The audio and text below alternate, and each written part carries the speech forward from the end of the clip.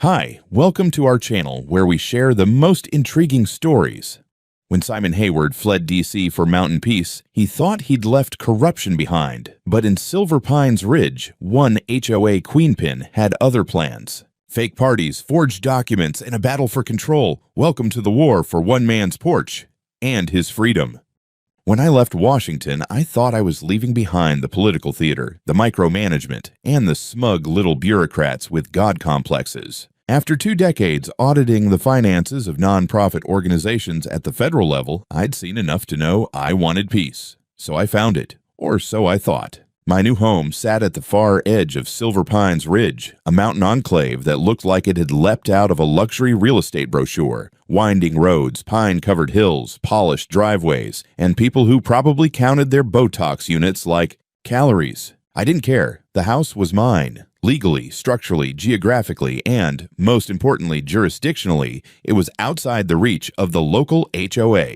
I double-checked the title, triple-checked the plat map, even ran it by a real estate attorney. I wanted no part of any community that had the gall to dictate the shade of a mailbox or regulate lawn blade length. The first few weeks were peaceful, mornings on the deck with black coffee and silence. The occasional wave from neighbors walking their golden retrievers in athleisure gear, mostly older folks or high-income hermits like myself. I liked that, but then she arrived. Not physically. She'd always been there. But presence? That came later. Karen Drake. If a Mercedes SUV had a soul, it would be her. Platinum bob, pressed linen blouses, diamond studs that whispered legacy trust, and the look of a woman whose every breath was filtered through entitlement. She didn't knock the first time she came by. She glided in like she owned the sidewalk and the air above it. "Simon," she beamed, as if we were old friends at a country club brunch. "Simon Hayward, right? I'm Karen Drake. I'm the president of the Silver Pines Ridge Homeowners Association." I gave her a polite nod and a firm handshake, the kind that says, "Nice to meet you, but I'm not interested in whatever you're selling." "Beautiful spot you've got here," she said, eyes sweeping across my veranda like she was assessing a hotel suite. "That view of the valley, it's breathtaking. No wonder I told Mr. Spencer he'd just adore it." I raised an eyebrow. "Told him what exactly?" She gave a dazzling smile, all veneers and no warmth. "Oh, we're hosting a little private event tonight. Very select crowd, judges, state officials, a few influential types, and I said to Mr. Spencer, you simply must have your wine on Simon's veranda. The view at sunset, divine." I blinked. "Once." "Karen," I said, keeping my tone even, "this is private property. No one, not Mr. Spencer, not the Pope himself, is going to be on my veranda without my consent. I don't host events. I don't rent space. I enjoy peace." Her smile faltered for the briefest moment, then reshaped itself into something tighter. "I'm sure you don't mean that. Mr. Spencer is on the State Zoning Commission. It would be unwise to alienate someone like that." Now, I'm not easily provoked, but that tone, that subtle threat dressed as advice, it grated. "Well, Karen," I said, meeting her eyes, "he'll have to enjoy his wine elsewhere. I'm not interested in entertaining people I didn't invite, especially not on my deck, with my whiskey, under my roof." Her face stiffened, like she'd just bitten into a lemon and tried to pretend it was foie gras. "I see," she said. "Well, Simon, I hope this won't affect how welcome you feel here in Silver Pines Ridge. After all, we're a community." "Right," I said, already turning toward the door. "Good luck with your soiree." She didn't leave immediately. She lingered on my steps for a few seconds longer than necessary, as if trying to absorb ownership through proximity. I closed the door anyway. Inside, I poured myself a glass of bourbon, the kind I save for occasions when someone tries to piss on my fence and call it rain. I stared out at the tree line, my land, my rules. And yet, I had a sinking feeling that this wasn't over, not by a long shot. Because women like Karen don't just take no for an answer, they file it under needs correction. The next day started as usual. Coffee, silence, pine trees swaying outside the glass wall of my kitchen. I had half a mind to forget yesterday's bizarre encounter with Karen, but something in her eyes, that barely contained fury behind a designer smile, stuck with me. Still, I wasn't going to let some suburban overlord throw off my peace. At least, not until I stepped outside around 10 and noticed the gate to my private drive standing open. Now, I don't leave things open, ever. I'm not paranoid, just experienced. A lifetime of auditing organizations that loved hiding sins in plain sight made me allergic to oversight failures, especially on my own land. I walked the length of the curved gravel path, each step a little heavier than the last, and when I turned the corner to where the house overlooked the valley, I stopped dead. There they were. 4 cars, expensive and polished, parked haphazardly near my retaining wall like it was valet night at a country club. Men in tailored suits milled about, wine glasses in hand. Someone had set up a folding table, white cloth, cheese platter, crystal decanter, and there were already damn wine rings on my teak deck rail. A woman I didn't recognize stood at the edge of my veranda, swirling a glass of Merlot like she owned the place. I didn't say a word at first, just pulled out my phone and started recording. One of the guests noticed me and offered a lazy wave, like I was the help. "Oh, are you Simon? Karen said you wouldn't mind." Karen, of course. I kept the camera steady as I approached. "This is private property. You are trespassing. You have exactly 30 seconds to gather your things and get off my land, or I'll let the sheriff explain it to you." That got their attention. One guy, the sort with a $5,000 watch and a $2 conscience, stepped forward, smug as hell. Whoa, let's calm down. We were told this was a communal use space, part of the HOA's guest access program. I laughed. Not a joyful laugh, the kind that says, "You just insulted both my intelligence and my blood pressure." "There's no such program," I said, already dialing. "And even if there were, this house, this lot, is not part of your HOA. Now pack up and move." They left, reluctantly and grumbling. One woman tried to take the wine with her. I let her. I'd seen what they did to the bottle. 10 minutes later, the sheriff's deputy arrived. I knew him, Deputy Armitage. Quiet guy, by the book. I showed him the footage, the open gate, the guests. He shook his head, muttering, "Karen again, huh?" "Again?" I asked. He gave a tight smile. "Let's just say you're not her first territorial misunderstanding. But this one's pretty blatant." He filed the report, took my statement, and offered to make a stop by her place. I told him not to bother. I had other plans. That evening, I installed a brand new SmartGate system, keypad, biometric access, app control, synced every camera to cloud storage, added license plate recognition. I wasn't just protecting property anymore. I was drawing a line in steel and concrete. 2 days later, an envelope arrived. It wasn't certified mail, just a thick, smug packet printed on cream-colored stationery. The letterhead read, "Silver Pines Ridge Homeowners Association, Office of Legal Counsel." My eyebrows climbed halfway up my forehead before I even read the damn thing.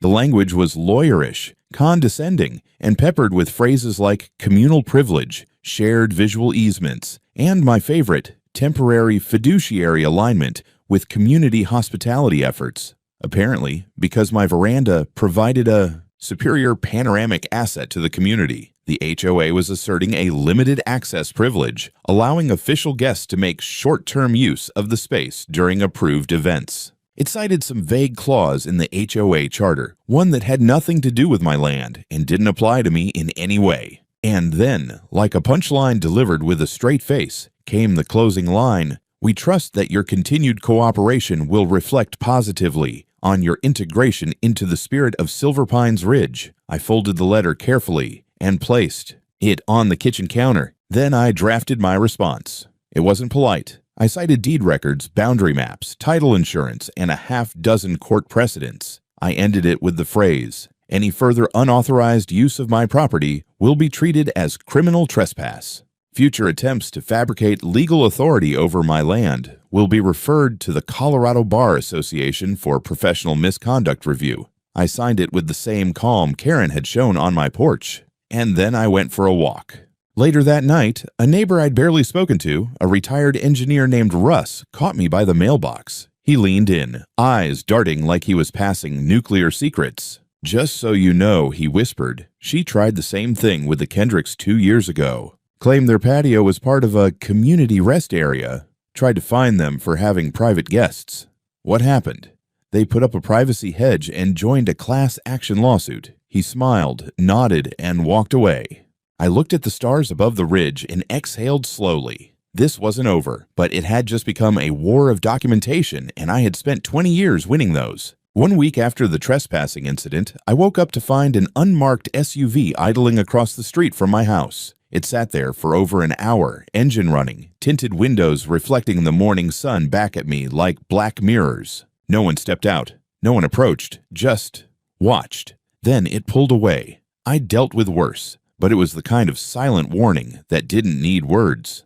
Later that day, I received another envelope. This one was certified, signed for, time-stamped, triple-stamped with legal pomp.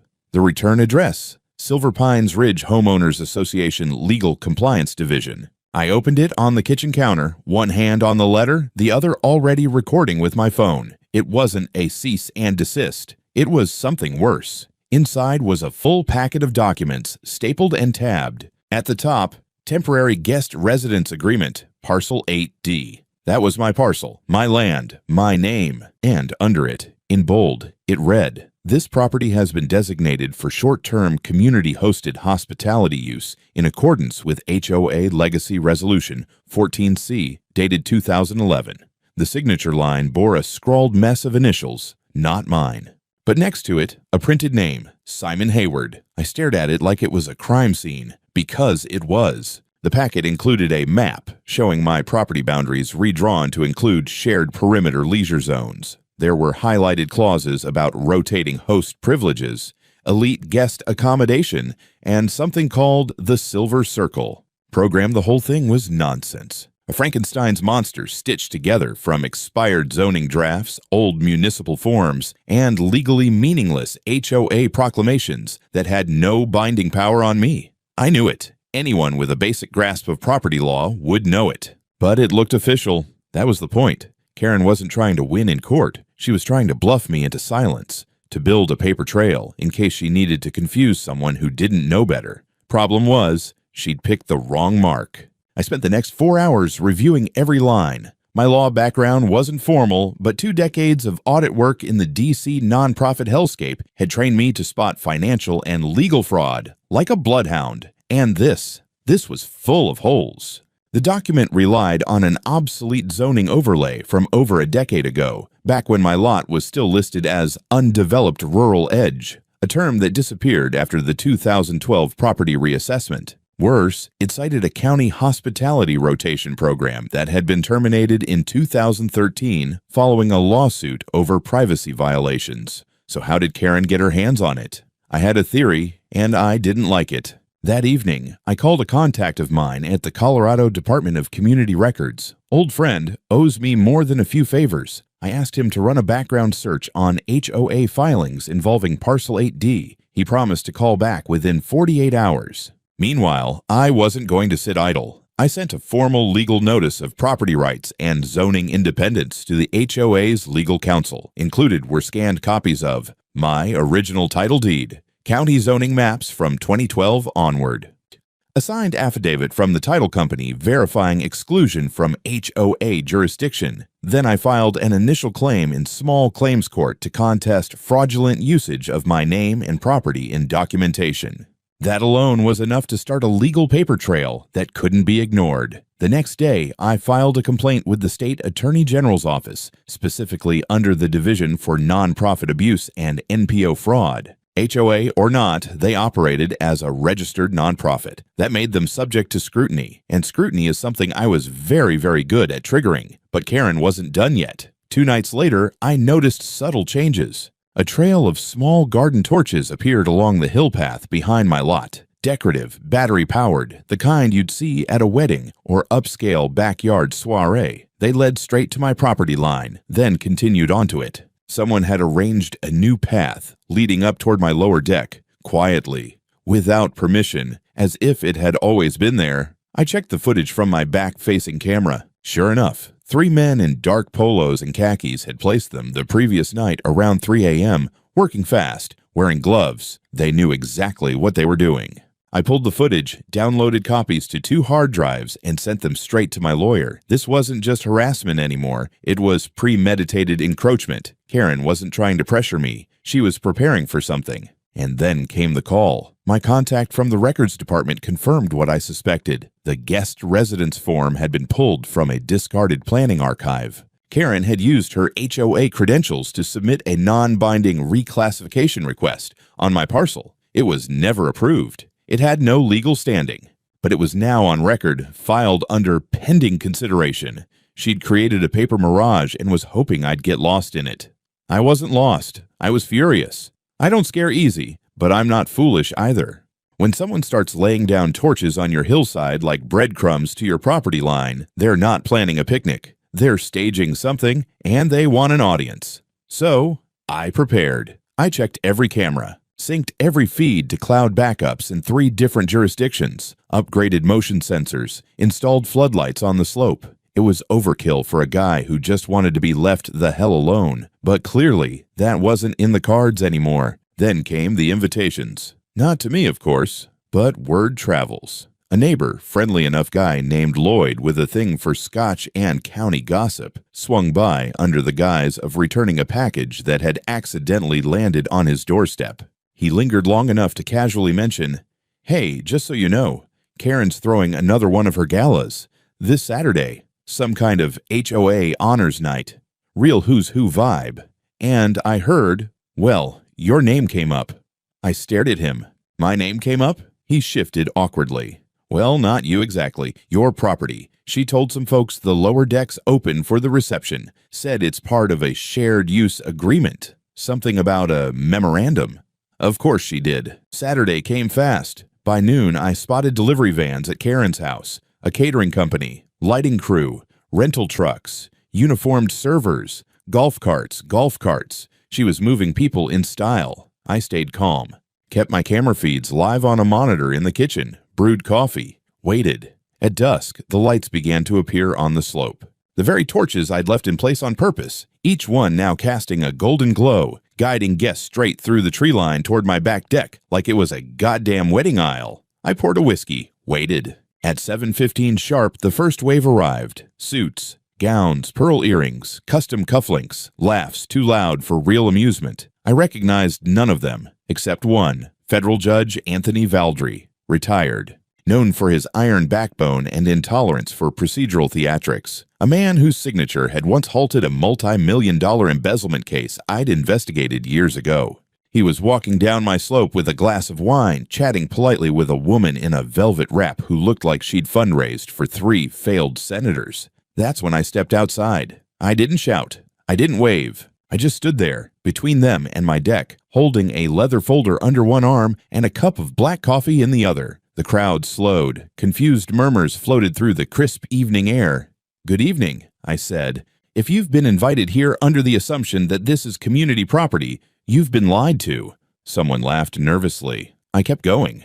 "This land, this entire parcel, is privately owned, legally excluded from Silver Pines Ridge HOA jurisdiction. You are currently trespassing. But I'm not here to shame anyone. I'm here to protect what's mine and ensure you understand the facts." I opened the folder and held up the document. This is a certified property deed, recorded, notarized, and verified. There is no guest easement, no agreement, no access rights. You've been misled. The guests stared, frozen. Some looked toward the slope, considering retreat. Others glanced toward the lighted path above, hoping Karen might appear and explain this mess. That's when Judge Valdry stepped forward. He adjusted his glasses, scanned the deed, and gave me a long, appraising look. "I wasn't told this was a private residence," he said. His voice was calm, judicial. Karen claimed this was part of a shared HOA retreat space. I should have known better. He turned to the crowd. "Ladies and gentlemen, I suggest we remove ourselves immediately. This is not what we were promised." And like that, the facade cracked. People began turning back, wine sloshing, heels catching in the grass. One man muttered "lawsuit" under his breath. A woman in stilettos hissed. I knew this was shady. The slope became a strange procession of discomfort and retreat, like an elite pilgrimage heading shamefully uphill. Karen didn't show, but I wasn't done. The next morning, I drafted a formal letter summarizing the incident, including the names of attendees gathered from footage, screenshots of unauthorized entry, a notarized declaration of private ownership with time-stamped video evidence. I sent copies to the HOA board, county zoning office, and, just for flavor, the office of Judge Valdry. I didn't have to wait long. 3 days later, I received an envelope, hand-delivered, from Judge Valdry himself. Inside was a typed letter, Mr. Hayward, please accept my personal apology for the recent incident. I was grossly misinformed about the nature of the event and your property. I've already notified several members of the legal community who were present that evening, clarifying the circumstances. You conducted yourself with dignity. I commend your restraint. Respectfully, Anthony J. Valdry. Redders. I pinned the letter to the bulletin board in my study, next to the county plat map and the HOA's first threat. Karen had just crossed a line she couldn't uncross. Now it wasn't just me watching, it was the legal community. And some of them had a lot more power than she realized. The days after the gala incident were quiet, but it wasn't the kind of quiet you enjoy. It was the kind that comes before a storm. I could feel it. Karen had gone too far, and she knew it. That meant she was either retreating or preparing something worse. I didn't wait to find out. With Judge Valdry's letter now firmly attached to my documentation wall, I set my sights on something more surgical. It was time to stop playing defense. I wanted to know how Karen had orchestrated this illusion of authority in the first place. That meant one thing: follow the money. See, HOA financials are supposed to be public to their members. But even non-members can request access through specific county mechanisms, especially when there's suspected fraud. And lucky me, I had enough legal breadcrumbs to qualify. I filed a formal request for HOA's financial disclosures under Colorado's nonprofit transparency laws, citing recent public misrepresentation, fraudulent event coordination, and unauthorized use of private land. They had 10 business days to respond. On day 4, I received a USB drive. No sender, just a manila envelope left in my mailbox with a sticky note. Look at Q3 and Q4 ledgers. A friend. I ran the files through a clean system, offline, isolated. What I found made my skin crawl. The HOA ledger looked normal at first. Operational budgets, landscaping costs, maintenance agreements. But then I spotted the Silver Pines Hospitality Fund, not mentioned anywhere on their public site, not part of the official annual reports. And it was bleeding money. Over $60,000 in event allocations over 2 quarters. Labeled vaguely, guest services, community entertainment, resident engagement. Dig deeper, and the trail led to 3 shell nonprofits: Evergrowth Fellowship, Ridgeview Culture Circle, the Community Alliance Initiative, all received. Checks from HOA accounts, all registered to the same mailing address, a P.O. box in Boulder. I cross-referenced those names with the state's charity registry. Only one was active, the other 2 inactive. No board, no employees, but they had bank accounts. And those accounts had one common signatory: Benjamin Drake, Karen's son, a 27-year-old consultant who'd been listed as Strategic Operations Manager on HOA newsletters nobody actually read. It was textbook fraud, money laundering through charitable fronts. I'd seen it before, but never this up close. Karen wasn't just a petty tyrant with an HOA complex. She was running a goddamn personal revenue stream under the guise of community outreach. Now I understood the desperation. My deck wasn't about prestige, it was bait. A set piece for these high society events that lured in donors and sponsors who thought they were giving to legitimate causes. And when I cut off access, I didn't just ruin her party, I cut the pipeline. The next morning, I called an old contact, Amy Caldwell, senior investigator at the Colorado Nonprofit Enforcement Division. We hadn't spoken in a few years, but she owed me for a whistleblower tip I gave her in D.C. I sent her a digital package with everything: ledgers, the shell charities, the false documents, and footage from the gala. Her response came 3 hours later. This is damning. If even half of this is real, and it looks real, we're launching a formal inquiry starting immediately. I thanked her and prepared for Karen's retaliation. It came in the form of a surprise inspection. 3 men in matching polos and clipboards showed up at my gate.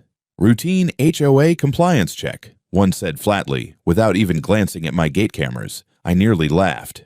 You do realize I'm not under HOA jurisdiction, right? They didn't flinch. Just started taking photos of my yard, the siding, my satellite dish. I didn't stop them. I filmed every second. One of them tried to look inside my garage. I cleared my throat. That's felony trespass, gentlemen. Want to make this official? They backed off, but I wasn't done. I pulled the footage, packaged it neatly, and emailed it straight to Amy Caldwell, along with a timestamp and cross-reference to the HOA board meeting, minutes where Karen had ordered randomized curbside surveys of community standards. By Friday, things escalated. I received a certified letter from the HOA's legal team, this time accusing me of obstructing community integrity initiatives and malicious interference with board operations. It read more like a hissy fit than a legal notice. But I'd had enough. I filed 2 new complaints. 1, a claim in district court for defamation, harassment, and property invasion, naming Karen Drake personally. Dusra, a petition to the county auditor to review HOA's nonprofit status, citing evidence of fund misappropriation, shell entity fraud, and private enrichment. That night, I installed one more camera, pointed directly at the back trail with motion-activated audio capture. I didn't care if it felt like overkill, because Karen wasn't just trying to harass me, she was trying to protect a lie. And I had just ripped the lid off it. I've always said courtrooms aren't where truth lives. They're where it's forced out, piece by piece, under oath and under pressure. And I was ready to squeeze. The preliminary hearing was scheduled for a rainy Thursday morning in late October, the kind of day that made suburban communities look washed out and miserable, which fit the mood perfectly. I arrived early, clean-shaven Navy suit, all documents organized and tabbed in a black leather binder, calm, controlled. Karen arrived late. She wore a cream-colored power suit, high heels that clicked like gunshots down the courthouse hallway, and a pair of oversized sunglasses she didn't take off until she sat down. Beside her, a smug attorney with perfect hair and an ego big enough to need its own license plate. His name was Brad Wexler, partner at some HOA defense boutique in Denver, the kind that existed solely to threaten residents into submission and nickel and dime people over mailbox colors. Wexler opened with bravado. He called the case a gross overreaction, claimed Karen had acted in good faith, and that any usage of my land had been misunderstood cooperation under a long-standing community partnership tradition. He waved around a stack of HOA bylaws like they were gospel. Then it was my turn. I didn't raise my voice. I didn't grandstand. I just walked through it, step by step. The trespassing, the fake documents, the forged temporary guest residence agreement, the fabricated maps, the gala ambush, the financial records, the shell nonprofits, the signature of Benjamin Drake, and then the letter from Judge Anthony Valdry. When I handed that to the judge, an older woman named Elsie Burnett, sharp as razors and twice as cold, her eyes narrowed. This letter was not filed with the exhibits. Wexler objected. It came after the filing deadline, I said, but it's signed, notarized, and directly relevant to the misuse of my property. You'll note that the judge was personally misled into attending an unauthorized event held under false legal premises. Judge Burnett read it slowly, then placed it face down. Overruled, she said. We'll allow it. Wexler squirmed. I kept going. I pulled out the county zoning maps and title records, pointed out the exact borders of Parcel 8D, my parcel, and how it was never legally annexed into the HOA. Then I showed the 2011 zoning overlay that Karen had dug up, and the letter from the state archives verifying its expiration. Finally, I introduced my contact from the Colorado Nonprofit Enforcement Division. Amy Caldwell had issued a formal letter of inquiry confirming an ongoing investigation into HOA financial misconduct and the use of HOA funds to pay entities tied to Karen's immediate family. Judge Burnett's expression didn't change, but I could tell. The air had shifted. Wexler tried to recover, claimed I had an axe to grind, and was trying to humiliate an upstanding civic leader. Then Karen opened her mouth. Big mistake. She stood, visibly shaking, and said, "This man has done nothing but fight against the spirit of our community. He thinks just because he has a nice view and a little legal background, he can act like a tyrant. We have traditions, relationships, expectations."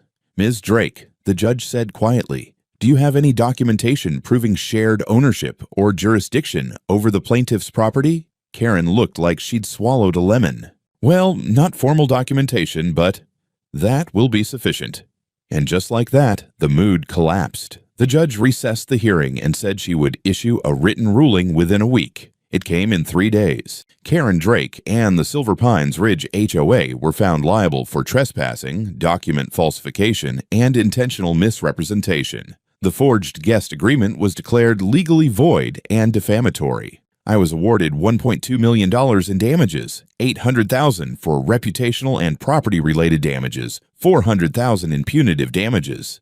Most importantly, I was granted full legal severance from any present or future HOA association claims. No fees, no inspections, no oversight. Ever. The next morning, Karen's lawyer filed an appeal. But it didn't matter. The investigation into the HOA was already underway, and Karen was no longer just a nuisance. She was a liability. The morning after the ruling, I found a single white rose taped to my gate. No note, no name, just the flower. Neighbors like to pretend they're above theatrics, but in places like Silver Pines Ridge, symbolism is currency. I left it there, let the wind strip its petals off one by one. Karen's reign had cracked, but now it was collapsing. Within 48 hours, the local news got hold of the court documents. I didn't talk to them, but someone did.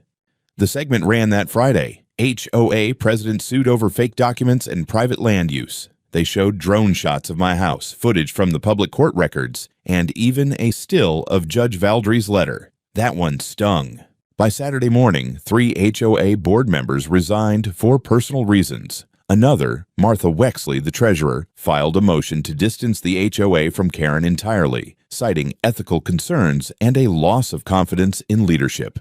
That same day, 2 squad cars rolled up to the HOA administrative office, an overgrown converted garage behind Karen's house. Uniformed officers walked out carrying 3 boxes and a desktop tower, search warrant in hand. That night, a formal press release was issued by the Colorado Department of Regulatory Agencies. The nonprofit status of Silver Pines Ridge HOA had been suspended pending audit and investigation. And, the cherry on top, an arrest warrant for Karen Drake. Charges including fraudulent misrepresentation, unlawful use of charitable funds, falsification of zoning documentation, and unauthorized access to private property. Bail was set at $500,000. When they came for her, she was dressed for brunch. She tried to talk her way out of it at the curb in front of her home, hands waving, sunglasses still on. The cuffs were quiet. The camera flashes weren't. It made the 6 o'clock news. Again. The footage was almost surreal. The queen of the HOA, the master of the community, stuffed into the back of a sheriff's cruiser like a shoplifter who got too clever. The HOA, meanwhile, was bleeding members. Residents lined up at the community center to vote on immediate HOA suspension and full internal audit. It passed in less than 3 hours. At the same meeting, someone brought forward a printed copy of my public complaint, slapped it on the table, and said, "This man was right. We owe him more than a settlement." I didn't attend that meeting, but I got a letter, handwritten, signed by over 50 residents. "You did what the rest of us were too scared to do. Thank you. It was nice. But I didn't want thanks. I wanted this finished." Over the next few weeks, I met with state auditors, prosecutors, even a couple of federal agents who'd been watching the shelled charity angle for months. Seems Karen's nonprofit circuit had been on a quiet watch list after a similar scam was uncovered in Arizona. What started as a local HOA war had now become part of a multi-state financial investigation. I handed over everything: the USB drive, the footage, the forged maps, every passive-aggressive HOA letter Karen had ever sent me, archived, printed, dated. A month later, the HOA board was formally dissolved. The county revoked their registration. All operations ceased. Silver Pines Ridge, for the first time in 2 decades, became an HOA-free zone. Residents split into 2 camps, those who were shocked and those who were silently relieved. The second group was bigger. Karen pled not guilty at her first hearing, but the DA had a lineup of witnesses, ledgers, and digital breadcrumbs with her name all over them. Her son vanished from public life. The 3 shell nonprofits were closed, and the accounts frozen. But the real win, for me, anyway, total independence. My property was now legally isolated from any future zoning agreements or association initiatives. No committees, no inspections, no suggestions, ever again. When the dust finally settled, I did the only thing that made sense. I took down the cameras, tore out the smart locks, tore out the keypad, rebuilt my fence by hand, and I put up a new sign by the gate, painted wood, bold white letters. No mistaking it. Private property. Not for Karen's guests. Not today. Not ever. The silence felt different now. Not the tense, coiled stillness of watching a storm approach. not the icy, waiting for the next move kind of quiet. This was earned silence, real, like the land itself had exhaled with me. I still woke early most mornings, habit of an old life. But instead of reviewing financial disclosures or preparing legal briefs, I brewed coffee and stepped out onto the veranda. My veranda, clean, unstained, unoccupied by anyone in cufflinks or fake smiles. No wine rings, no catered trays. Just pine trees, wind, and the kind of view that doesn't need to be shared with politicians or HOA royalty to be valuable. I thought the story would end there. Me, free from Karen, free from HOA interference, sitting comfortably with a 7-figure settlement and an ironclad property status. And yet, it didn't end. Not exactly, because people started coming. Not uninvited strangers or weekend gala zombies, but neighbors. Quiet ones, honest ones. Folks who'd spent years keeping their heads down, paying HOA dues like taxes in a feudal state, pretending to like Karen's community outreach while resenting every restriction on their porch lights or garden gnomes. They asked questions. Real questions. How did you know what to look for? What if I think they charged me for a fence I didn't approve? I signed something years ago. How do I undo it? I didn't plan to become a resource, but after 2 or 3 conversations, it was inevitable. I opened up the old guest house on the edge of my property, rewired the internet, set up a desk, a whiteboard, 2 chairs, and a printer. Put a sign on the front that read, Civic Integrity Research, by appointment only. It started as a joke. Then came the first HOA victim from the next town over. Then 2 more. A contractor who got stiffed on a community center upgrade. A woman whose HOA claimed she owed $10,000 for non-compliance. A couple who were harassed after refusing to donate to a silent auction. They brought boxes, PDFs, phone records, letters, fake fines, board minutes. And I listened, reviewed, annotated, wrote formal responses, walked a few through filing small claims. One even ended up leading a recall election in her own HOA. She won. Turns out people want to fight back. They just don't know how. Karen taught me a lot. Not about power, but about the vacuum she operated in. People let her rule because silence is easier than conflict, and shame feels inevitable when the system speaks in legalese and veiled threats. But once someone proves the system is breakable, the fear dies fast.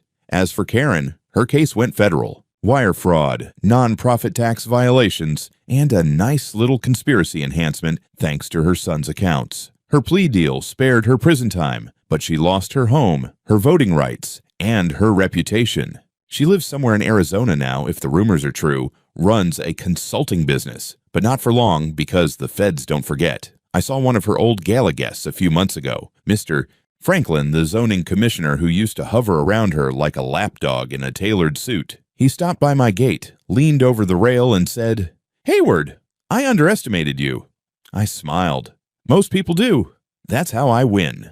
He didn't argue. The world spins on. HOA boards rise and fall, and somewhere, someone is probably trying to enforce mailbox color compliance on a 74-year-old widow.